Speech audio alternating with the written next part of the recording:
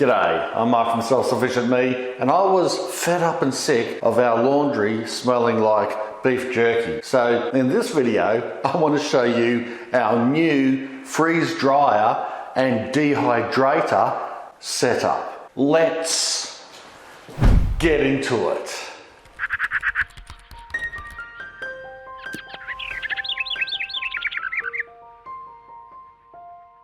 I'm not kidding, our clothes used to smell like whatever the going rate was.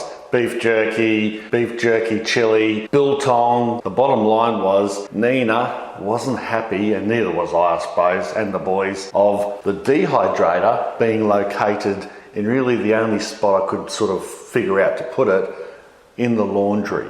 Mind you, we put up with it for a good 10 years in that location. But since buying our freeze dryer, I had a real revelation, and that was, why not move it all into the garage, since the freeze dryer had to be put in there anyway. Now, I know these freeze dryers, these new ones, they're not as noisy as the older types, but I don't know what the older types sounded like. By jingoes, by crikey, they must have been really noisy, because this fella here, being the newest model with the newest pump, is still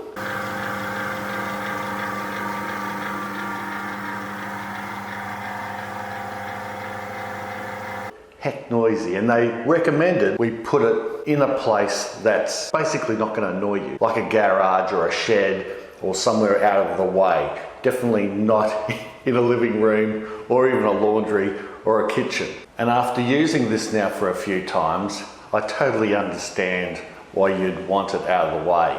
And this location here is a perfect spot for it. We do have a really big 4-bay shed, and this would have fitted in there easily. But there's a few issues with it. The first issue is that it's not that well insulated, and it can get really hot in summer. So it's not the ideal place for these appliances, especially a freeze dryer that gets, really cold. You don't want it to be working overtime. The other thing is the shed.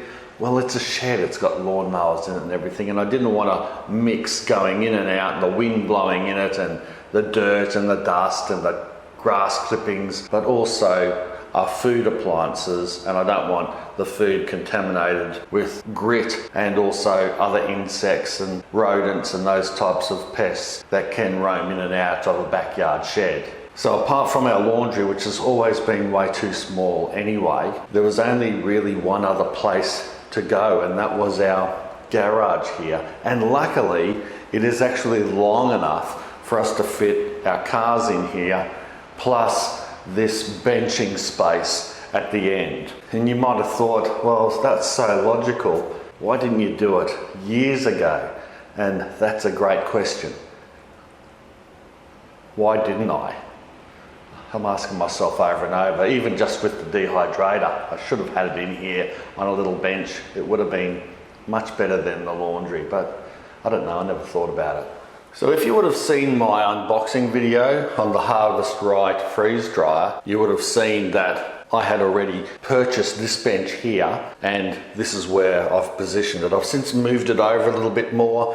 You can still open the door up fine and be able to put the trays in and access it, and also access the side where you've got the drainage there going into a little bucket. I did have a big bin there, but that was an overkill. We just need a little bucket. Empty that out after each batch and Bob's your auntie. This here weighs at least 40 to 50 kilograms. A standard table not only wouldn't have drawers and everything, but it wouldn't last as long if you've got water leaking or whatever. Stainless steel bench here is ideal. It's also very heavy and robust itself. It's not going to sag, it's not going to move. You could get a stainless steel table, and again, depending on the quality of that stainless steel table, I've got a good stainless table that I use for filleting fish and that on out the back of our shed. It's cool, it's a good setup. That could also work. Probably just as expensive, if not more. But this fella here came with drawers, which I can now put certain things in, like this one here is just actually at the moment, it's got a bit of finished product in there. And in this drawer I've got the Mylar bags, some oxygen absorbers, and this one here is just a few spare parts. And then it's got that bench space underneath where I can put whatever in a garage, but mainly probably parts for this, an extra pump there. And on this same bench, of course, you can fit the pump.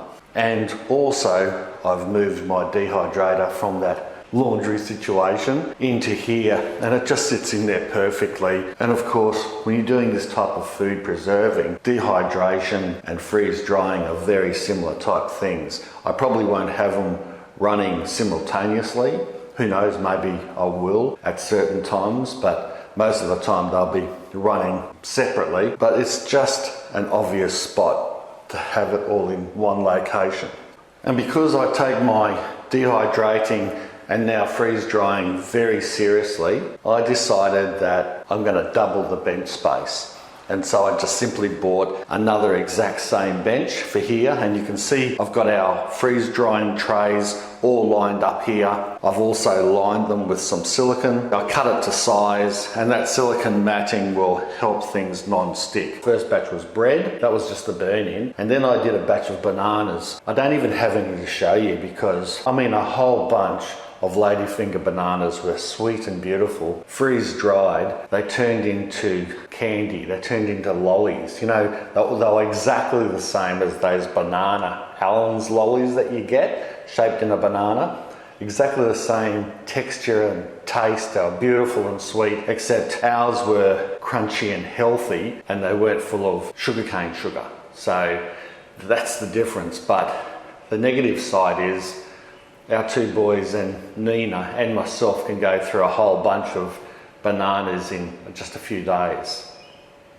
Yeah, I doubled this bench space, so now I've got all this space here to work with, to be able to fill my trays to use as a cutting board, or put a cutting board here, slice up produce like a conveyor belt type thing, then straight into the freeze dryer, or of course if I've got other things that I'm preparing, straight into the dehydrator here. The dehydrator, by the way, I've had this for over 10 years. It's an Excalibur. They've since bought out newer models. I'm not affiliated with Excalibur at all, but they do create and make very good dehydrators. They're so good. Of course, mine's been running for all this time, and I'm not going to be in the market to get a new one if I don't have to until that motor burns out. So for now, it's running great after all these years. So I will continue to use it. And then the last thing I'm going to show you is our small chest freezer. I've never had one before, but I got this yesterday.